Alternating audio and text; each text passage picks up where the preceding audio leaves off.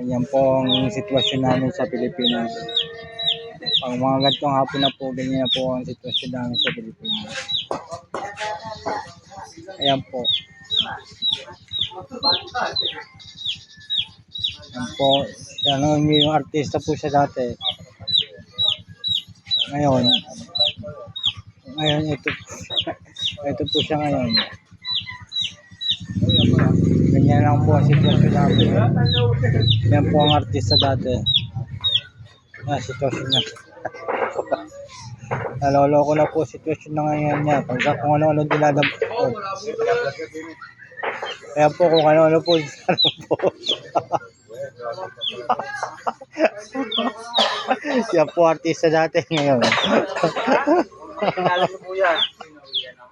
Dekada 60.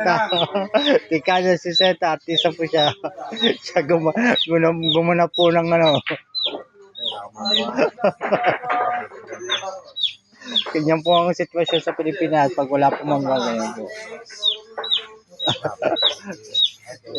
Yan po ang mga trabaho nila ay tambay.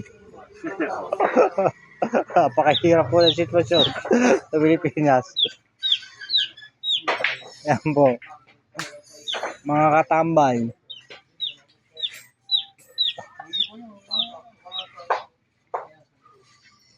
Yan po.